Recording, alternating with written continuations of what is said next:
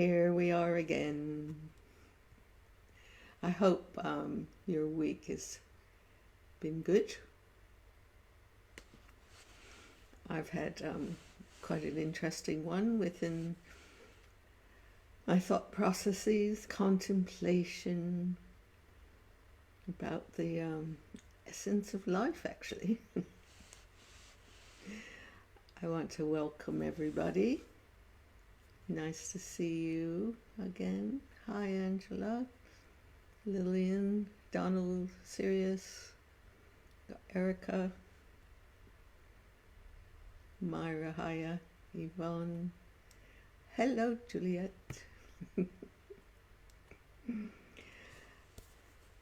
Hi, Canon.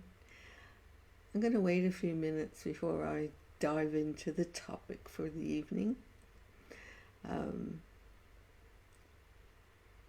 I was going to ask everyone about the Floyd lyrics. It says,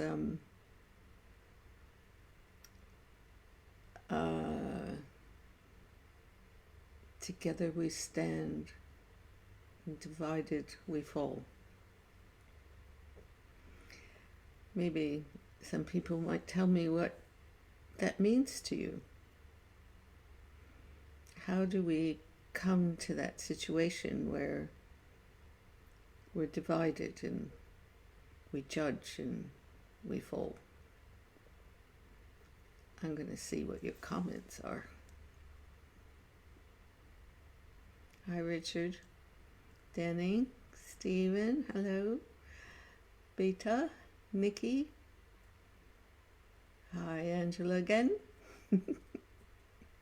Hey You, that's the song. I was, someone from one of the groups they posted a video of Hey You, like a comic thing of this little tiny being running around amongst very tall people that are looking at their phones and going around and accidentally kicking them and then beating them, and he's just such a victim. And it really touched me. And on top of that, hi Antonio, on top of that, I have two friends that were involved with the Holocaust. They survived, and I watched a couple different videos about the Holocaust, and I just don't understand how that we can do that.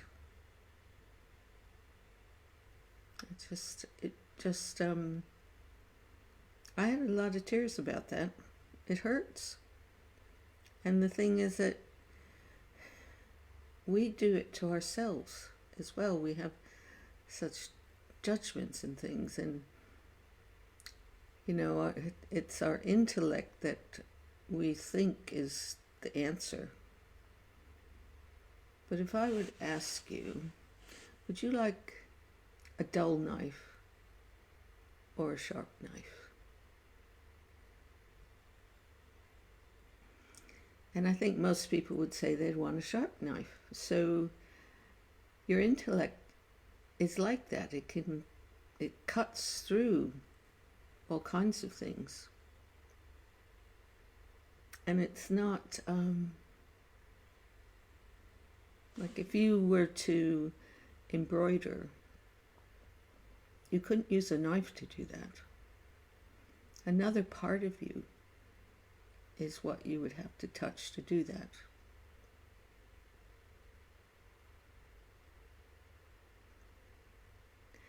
And it's I even watched Run Like Hell today. And I still get up and go, run, run, run. It is one of my favorite moments that I lived over and over and over again. And what I love so often is that stillness that comes between the whole audience. And I just think, well, for years I wondered, what was it that did that? And I've had experiences where people come together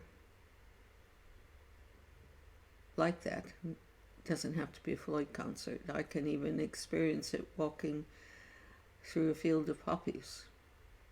It's nice to have your lover with you in the field of poppies too, because you can go there as well. So I had some thoughts about this. Together we stand. And those moments at the concerts that we're one. And I often talk about different ways to open up the doorway, because we're more than the physical objects that we gather.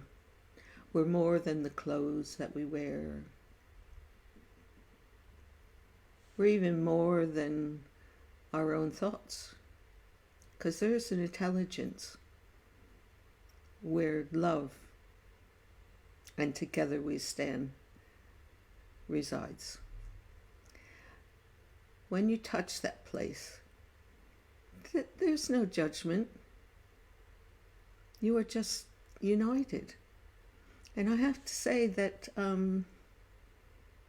within our nature of being a human being, we're craving for that. But our cultures have raised us to think that you find it within the objects that you collect and the memories, the conditioning of what is being human. And you know, we're missing out on a lot of greatness. I could go on for a long time, but I want to see what you guys are saying. Hang on 1 minute. Checking the messages.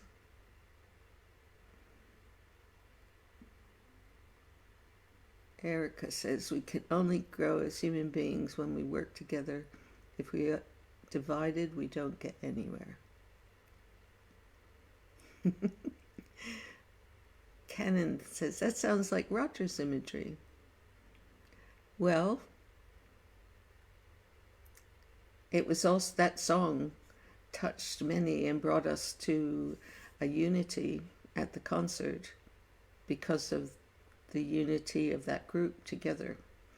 Even within their own inner conflicts and things, they let go and created.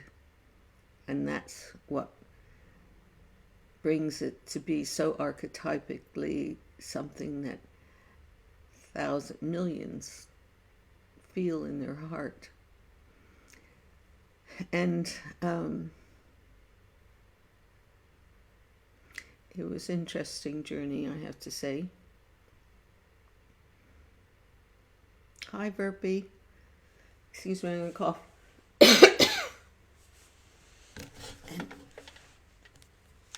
Do you mean as the world or in relationships, Ginger? There's so much going on in the world that is so awful and divisive. I think it's about understanding acceptance, also about seeing the good in the world and being positive. I've seen a lot of Sir Captain Tom's quotes today. He made a huge amount of sense. And you know, it's we're responsible for our own little patch. But what most people think is that the way forward is through how you think. Well, it is about how you think. It's about how big is your horizon of how you think. And do you touch the soul aspect of who you are?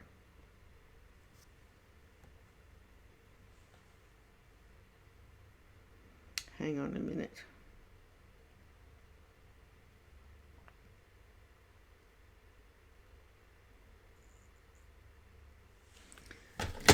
and Verbeek, my thoughts about what Roger meant with the lyrics is that people need to work together for a mutual goal. If people have different goals, working together won't work. Or something, what do I know? Just should ask Roger. Well, the thing is, words affect people. And I know millions are affected by those lyrics. What about all you create and all you destroy? Swimming in a fishbowl year after year. And I bring it up because I lived through the creation and that being brought live and how it affected our individual homes and our own relationships. And it's archetypal. It's what we all go through. That's why it's so poignant. And it's beyond the lyrics. When we all become one, let's put it another way. If you're in a happy mood one day, everything looks fantastic.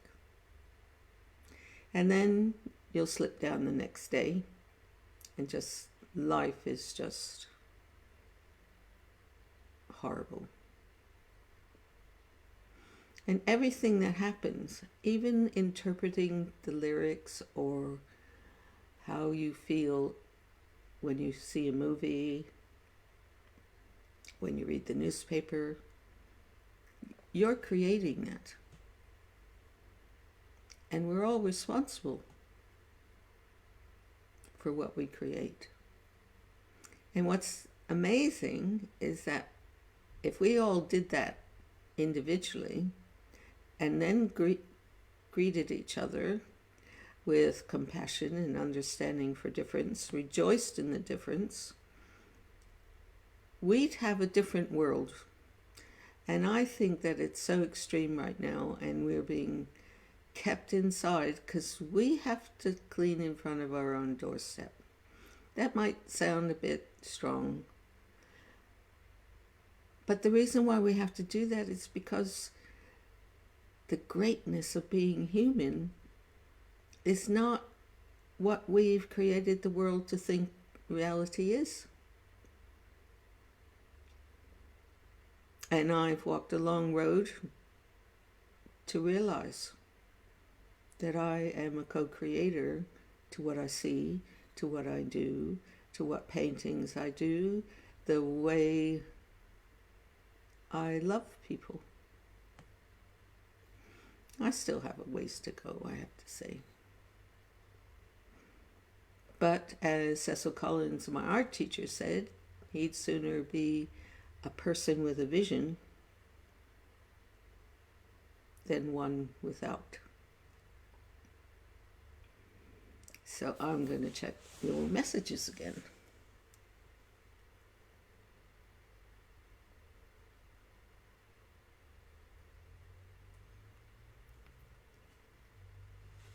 Hi Isabel, nice that you can make it.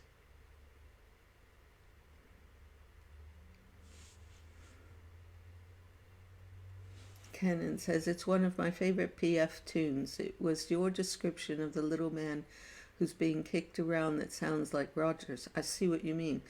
David said on occasion that he liked to keep lyrics loose enough so people could make their own interpretation. Yeah. Hello, Doreen and Michael. Glad you made it. Juliet says her son is studying poetry online school at the moment, and I think they should study PF lyrics. You know, I think so, except I think they need to study them with a bigger picture of there's the lyrics, and then there's the music that held the lyrics, and then there was the unity of the people listening. And the question is, how does that serve us? How does the unity serve us? And what do we have to do for the next step for humanity? I was listening to Sadhguru today about yoga and inclusiveness. He was meeting with a lot of people from the UN. And it's interesting. He talked about the historical aspect of how we've gotten to the point that we're at right now, where we're so divided. We're so behind our mobile phones. We're so riddled with fear and panic. And what was interesting, he said that at one point, the thing that dominated, and men could dominate in this factor because it was based on muscle and strength.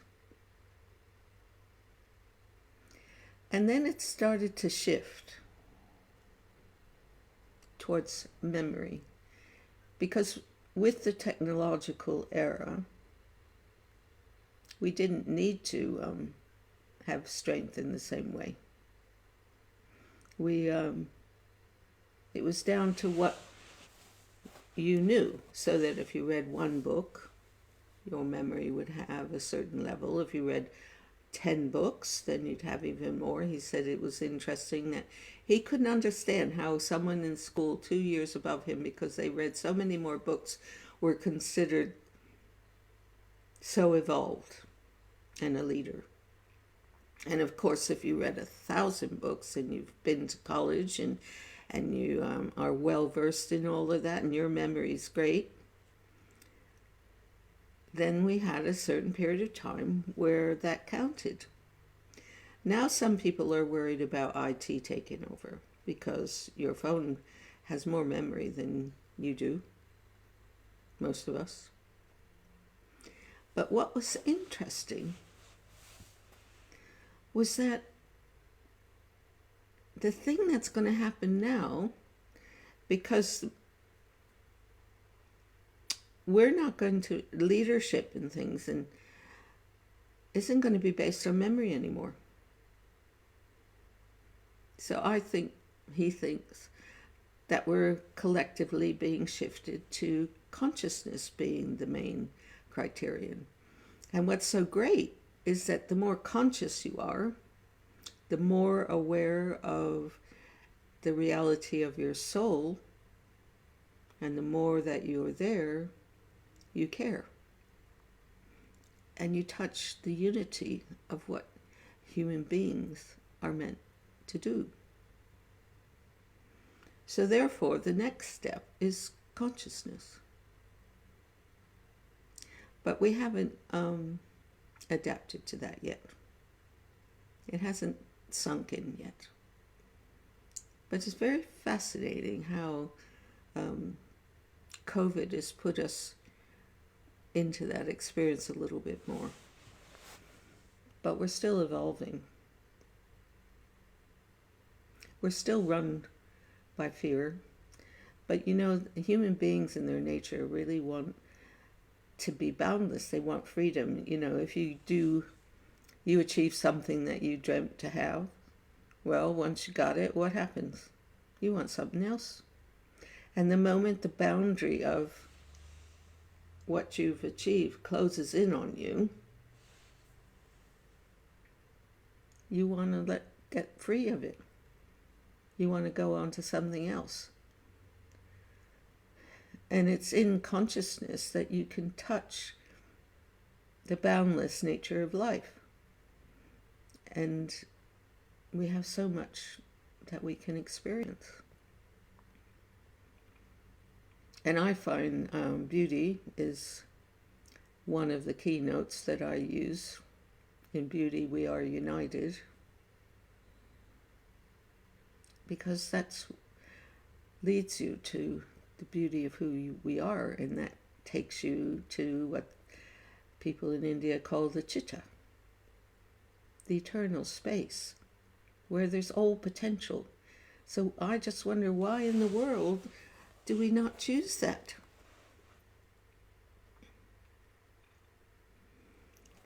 And there's like this catch-22 about, because most of how we think is in divided judgment, even about ourselves, good and bad. What's really funny is that the more good that you think you are, in a way, you judge more. You have more to sort of, I can't do that, and it's incredible. But if you touch the chitta, and then from that point bring in that great feeling, the great freedom, we'd have a different experience. I'm going to look at messages again.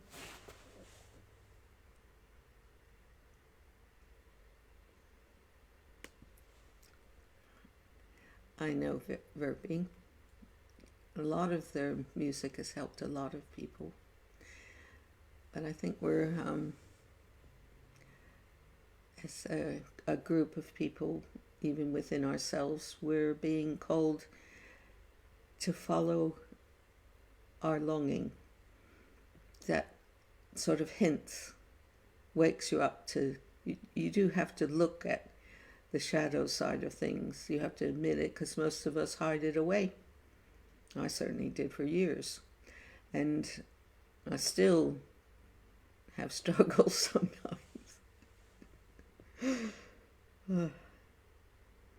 But it's an important phase, because it's easier to look at the shadow when you know that there's so much light in your heart, that life is precious and sacred, and there's beauty in everything, and you look for it. Look for it, that's all I can say, because we spend so much time looking for the limitation. And the reason why we do that is, I said, we have a lot of longing. We want something more. And quite frankly, the material world we've created isn't giving it to us. And we know it. But we don't know how to find it. And it's all right there inside you.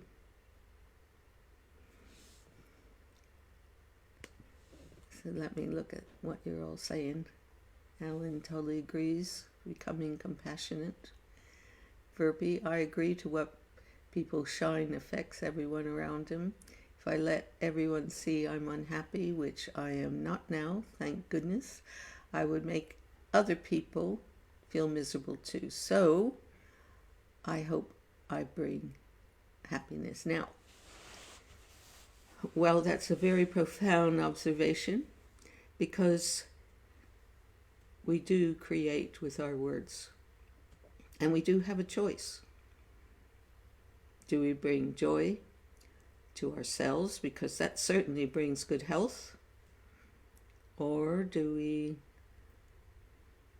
stay depressed when, in a way that's just a fantasy, that's just stuff you're telling yourself, or it's brainwashed to believe. And it is a challenge to overcome that. But you can do it, because you are the creator, the co-creator of this world. We're the universe within. And this body is the most amazing machine. I mean, the intelligence is incredible. Sadhguru often says, well, if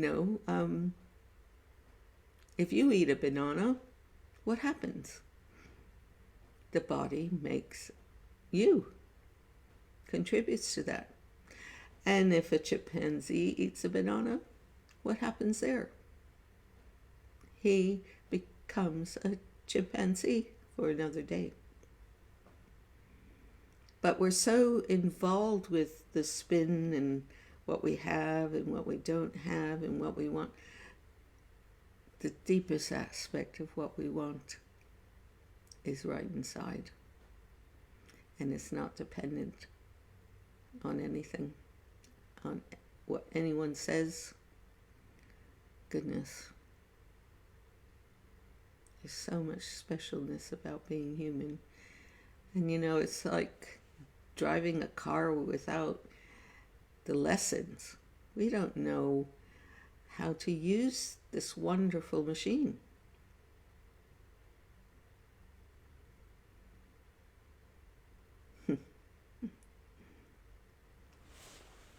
Hi, Sylph. Nice you're here.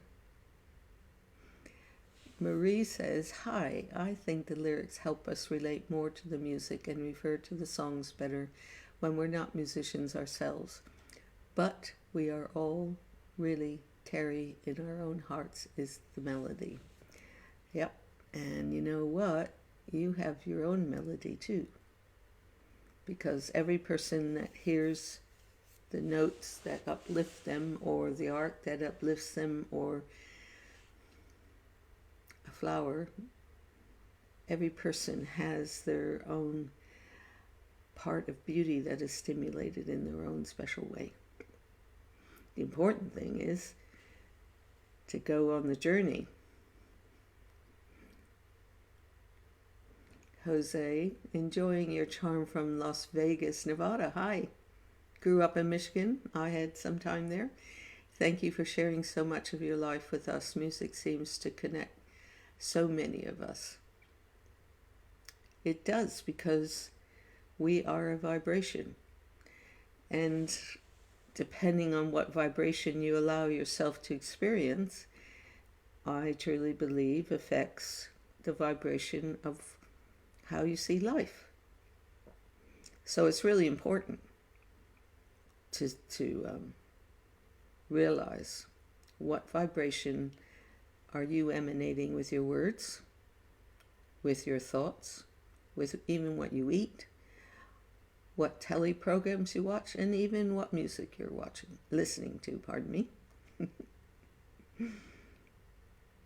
Yeah. The more that we realize that everything's an energy and we're part of it, and we have something different than the animal kingdom. We have consciousness, and we can create. Hi, Lori. Thank you for being here.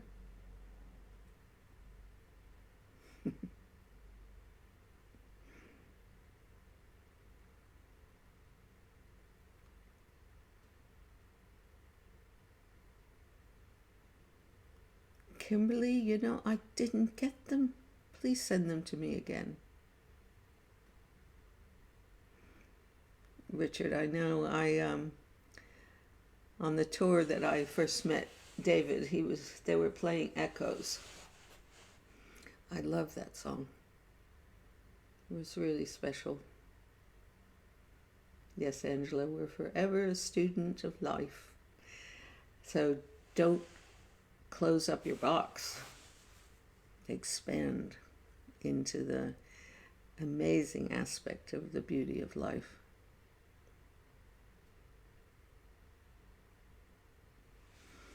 Richard says that he connected to Matthew's live and loves his music. I really enjoyed last Sunday. That was really great. Juliet says, I agree, Ginger. If people could just smile at each other more and perhaps try to understand that everyone has a story, there needs to be more love in understanding the world. I don't understand angry people who are cruel for no apparent reason.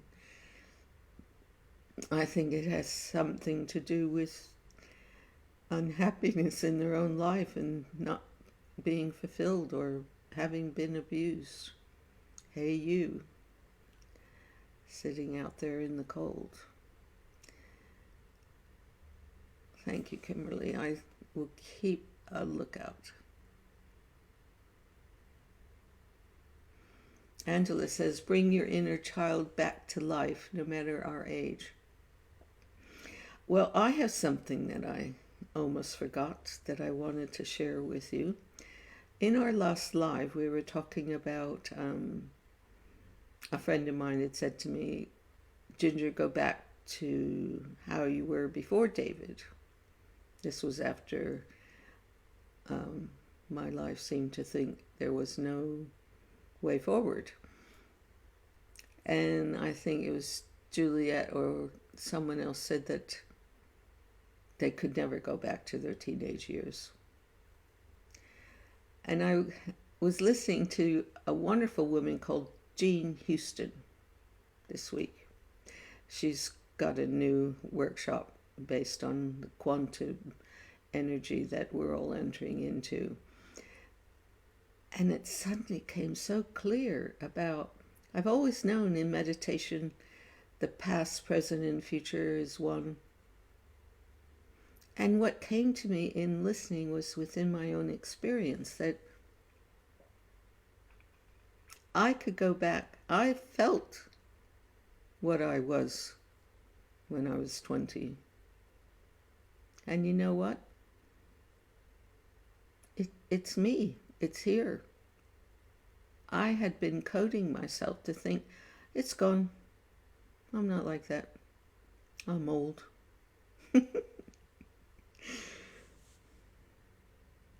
And it was such a revelation. And it's the same for everything. We can use our memories, the good ones especially, to build. They're here. They're your foundation. So I'm now a teenager. I'm even the child that used to go out in the fields and stand on the rock walls in Mystic overlooking the river, watching the birds fly and putting out my arms, and I was a bird.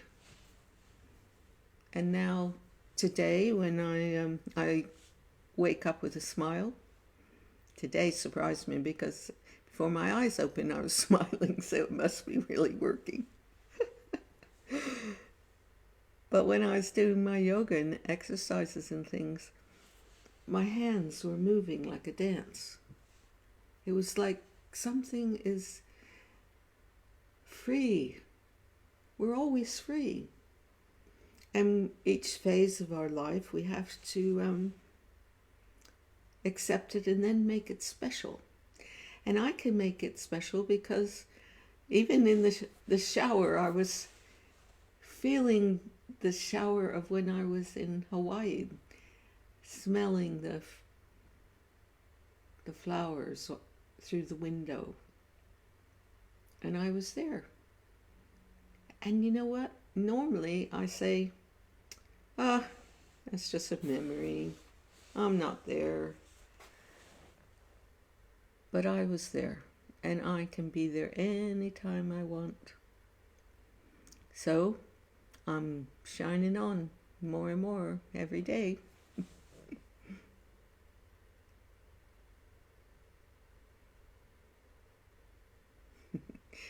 Thanks, Verpy. She says I'm not old. Good. Well,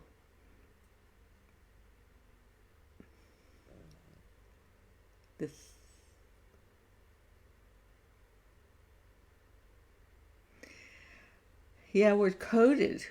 Lori was saying the thing that I miss about being old is my nerve. That bravery of being young. Working on that, though. Well, I find that I was always a daring person. That when something came to me like falling in love and leaving the country, going on tour with a rock and roll guitarist, I knew in my heart that I had to do that. So, and other times I had to dare to let go and sell my house and go to Hawaii. Boy, my identity sure was hooked in there for a while. And what I find coming into this phase of my life that I'm daring to listen, because our souls are calling us and consciousness is calling us, and letting go is calling us. And you can be joyful in that freedom, but it means letting go of tons of identity stuff that you've built up and memories that you've gathered. There's a new you being made. There's a new me being made. In fact, humanity is on the pinnacle of a new version of being human, because we had become doing humans, but we're now going to, as I said earlier, consciousness is the next step after memory. It won't matter how many books you've read. What will matter is how fulfilled are you as a person from the soul realm. And that sounds like a really glorious place, but it's going to require quite a shift of realization.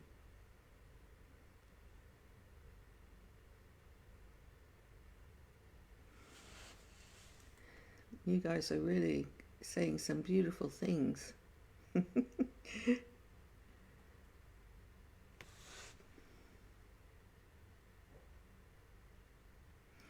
Verpes asked a slightly personal question. Was David how you always imagined the man of your dreams when you were young? All I can say, he must have been, because it was quite an incredible experience. Maybe it was the love I always imagined I would share. And it was incredible. I just went along with the flow. And then life went on, and we were all challenged in the normal way that life can do in the material world, particularly as they became more famous. It was like, as soon as they notified the world they were making a new album, suddenly everyone's thought forms was descended on our house. And by then I knew I was an empath, and I could feel it. I didn't know it had happened before, and I didn't know what was going on. But then I had to learn to deal with it in a positive way, because we're obviously there to help humanity. Otherwise, we wouldn't have gotten so famous. And they certainly fulfilled the archetype. It's like Star Wars. That movie is an archetype. It's the ascension of a person to their greatness. I love those movies. I remember the first time David and I took a whole slew of kids, front row seats, and watched those movies. And of course it went on for years. Every time one was out, even to today. Now it's Wonder Woman.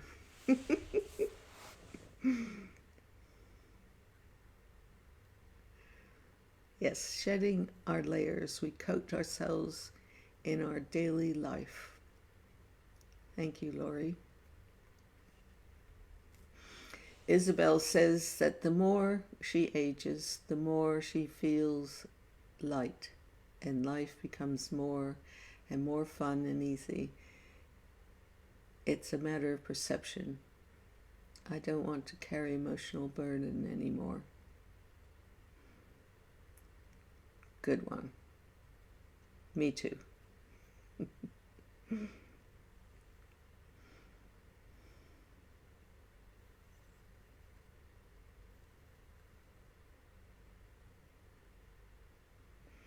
I just find it so clarifying to think of mind just not as our intellect, which we talked about last week. How we've got our identity and we have our memories, and we're striving for an identity, and the intellect service is more to do with the survival aspect of who we are. And we're not like fear and flight thing isn't quite what it used to be when during the muscle phase. But it's still there protecting us. So that if you're breathing, you get anxious, your breathing changes. And the simplest thing to do, if you can keep yourself a bit of an observer on your anxiety, take the breath down and calm your breath. Move it down. Because your intellect will go, oh, she's all right. But ultimately, we create a box. Our identity is a box of how we greet the world. And it's through, if you're too locked into and identified with the material aspect of what you got, what you don't have, what you desire, what your lower emotions and everything, then your box will be more of a cage. A lead role in cage. And but the moment you realize there's something more to being human that's precious, that longing that comes from the true nature of your physical aspect is fulfilled by touching, as the Chinese call the cloud of noble things. Your door opens first, you take in new imagery, and you start feeling, hey, this is really special. And you start seeing that it's not a fantasy. You weren't making up the aspect of who you were. Your masks come down. You start to see that you are beautiful. That life is really special. Challenging for sure. But that's an opportunity to let go of the veils. It's not a breaking down, it's a breaking through. To realizing that all you create, you experience. And all you destroy, you experience. But most of all, you have a choice. Which most of us don't think so. Because we're coded. We're coded with the fear of God. If you don't do it this way, you're going to go to hell. You know, that fear of God stuff hasn't really worked. In fact, how many of you are told by your parents, or you tell your kids, you can't do that, don't do that? Do you think they really listen? Or are you instilling fear into them to make them do something? What about inspiring them into the beauty of life?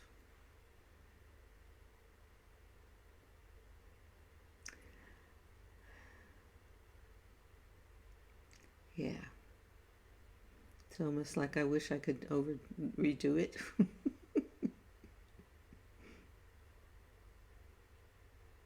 Sharon, that's really great. She's gotten to the point that she does not measure herself on others.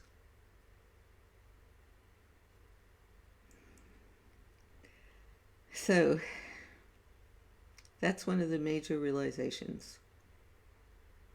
Because even the way you might accept someone else's opinion of you, you're letting that in. They might see that, feel that. You can hear it. You can look at it. But ultimately, it's you that decides what you're going to accept. Quite frankly, if it's something you don't agree with, don't let it in. Go for the flower inside.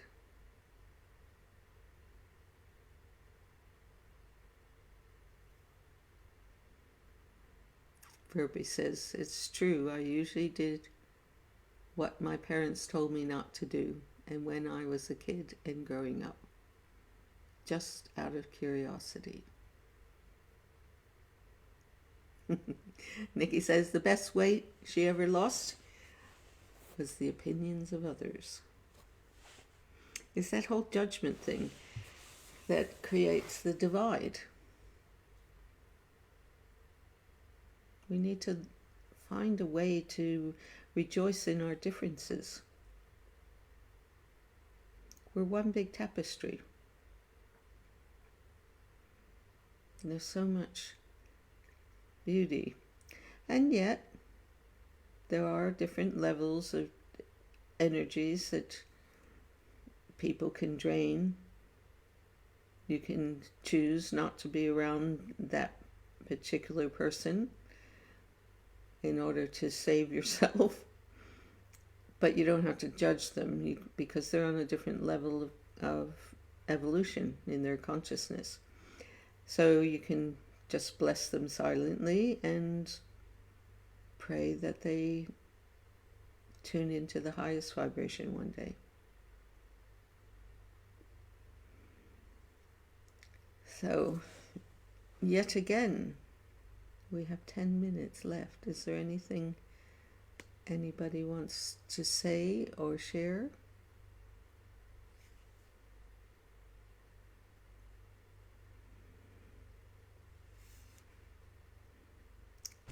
I want to, oh my goodness. Don't go away.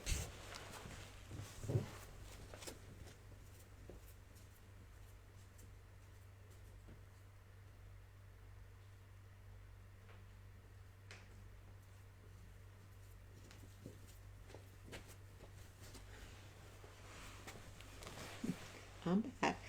I just got this in the post. Maybe I'll take my glasses off. Look.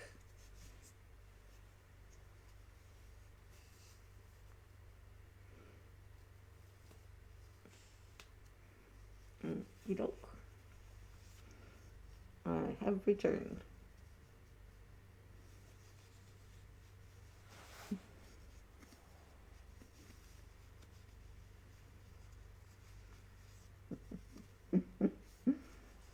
What do you think? I have to pull it down a little bit.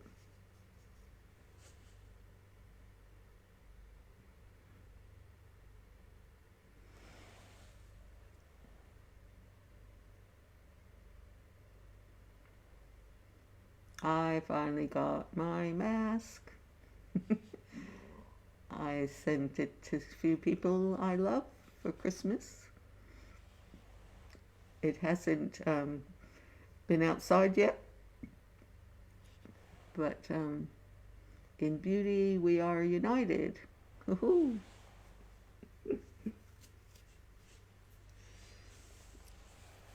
It's through a company called Teespring, and they do sweatshirts and t-shirts and cups and all kinds of things.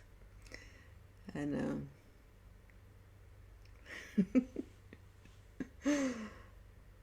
so I think I have to buy a few more to give to people. You can get it on teespring.com under my name.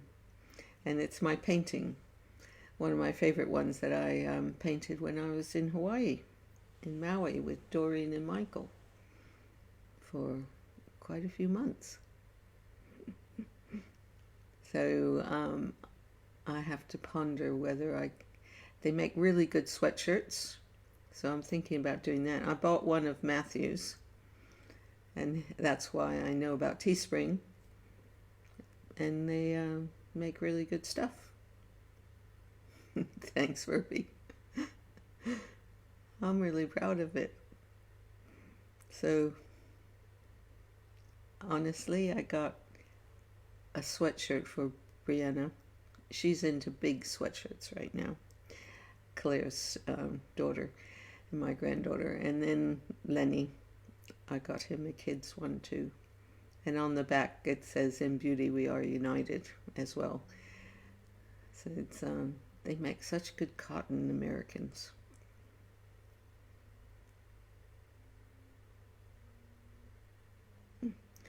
Angela says rebellion is great too. Having a cause is good. Rebellion is like saying that you're going to stand for change and dare to go upstream when all the salmon are going downstream. That's quite a challenge, I have to say. And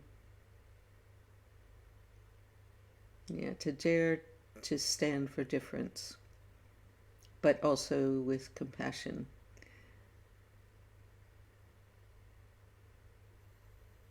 Sharon, go on to teespring.com and you can get one. It's I think it's teespring.com.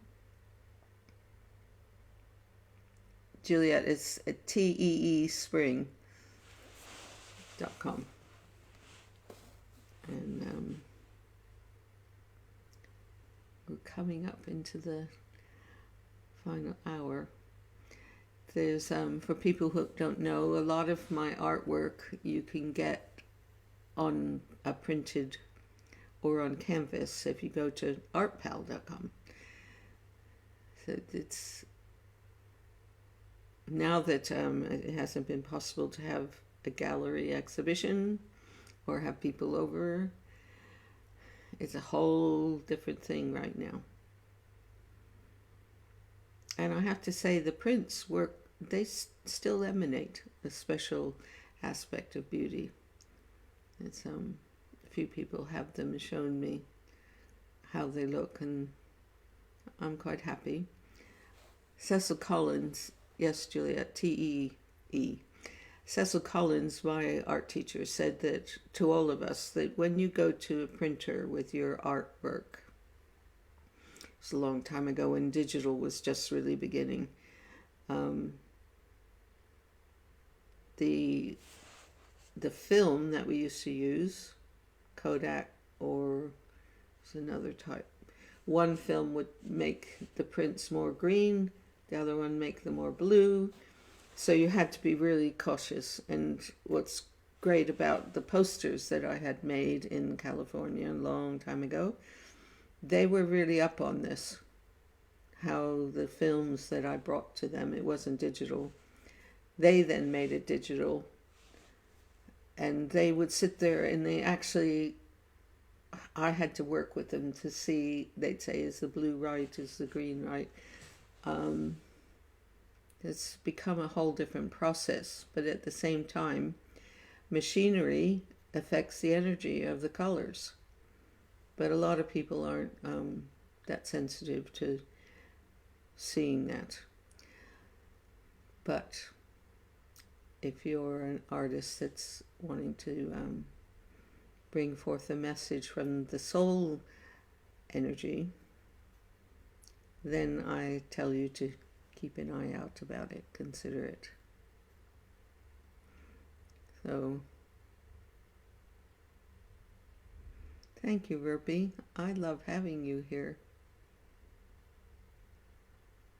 So, Angela, it's teespring.com.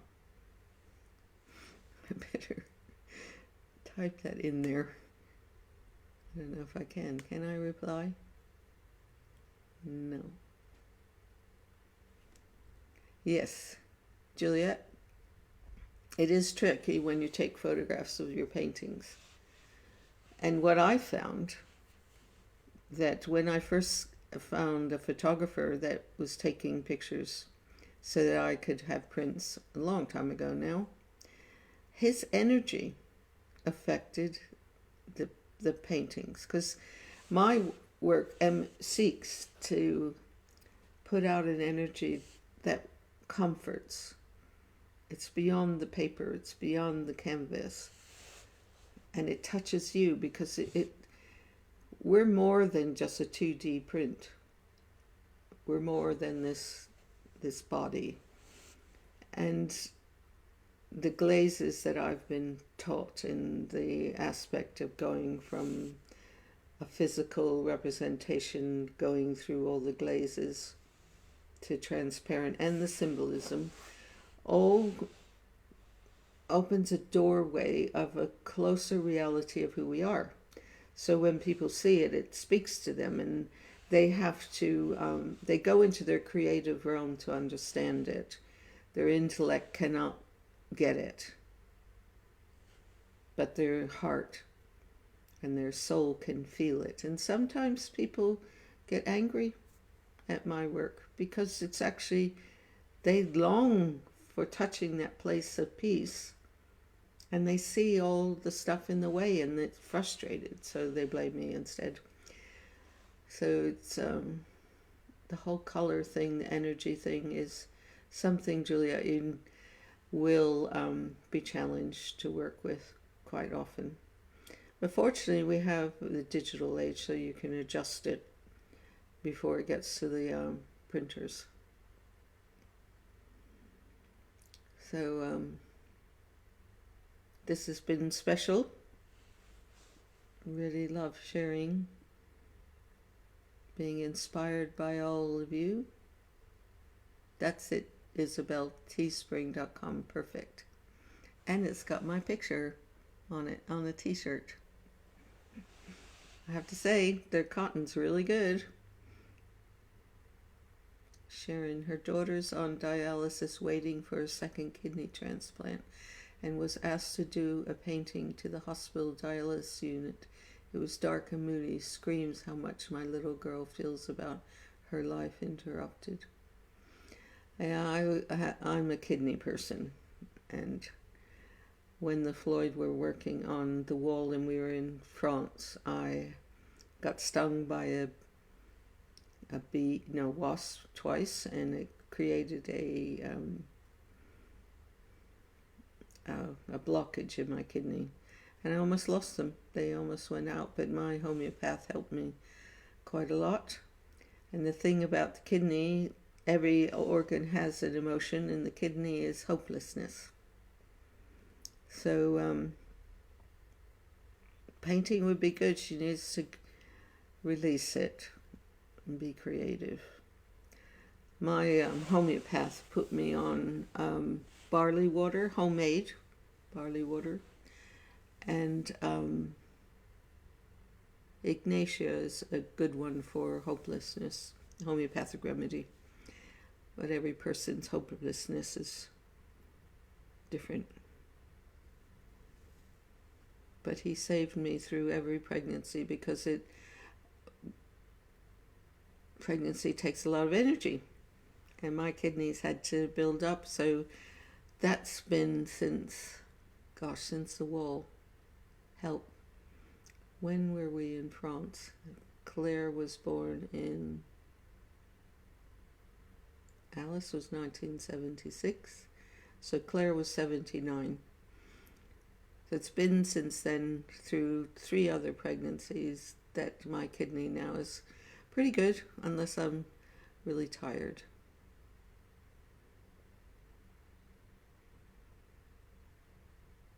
Thank you, Kimberly. I look forward to seeing your poetry. Sylph, thank you for coming. Have a really good week, everybody. And be well, be creative, and most of all, be you. And I will say so long, and hugs, virtual hugs, of course. So, bye.